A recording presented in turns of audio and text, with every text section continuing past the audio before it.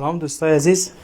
بچه ها امروز یک کارتی آمده واقعا همستر خرابات کرده. بچه ها کسایی که پروفیت میبرن بالا حالا بیاین این کارت یا امروز در جزو 5 تا کارت کامبو میای یا فردا به احتمال زیاد.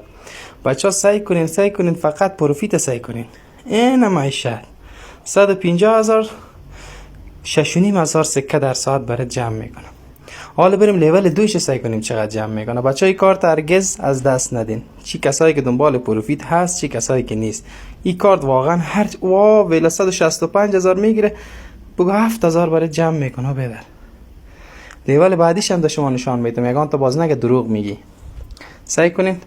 ما شاید 300,000 سکه مصرف کردیم، 13,000 برای ما جمع میکنه و بدر. با خدا قسم داده 7 میلیون باشه ما میتونم 13,000. سعی کنین. لیول 391,000 7,500. بچه های را از دست نتین دیگه، خب از ما گفتم بود. پیج هم فالو کنین که کارتای بعدی بیای و با خبر بشین. ناجوانا فالو کنین. از خیر سرتان.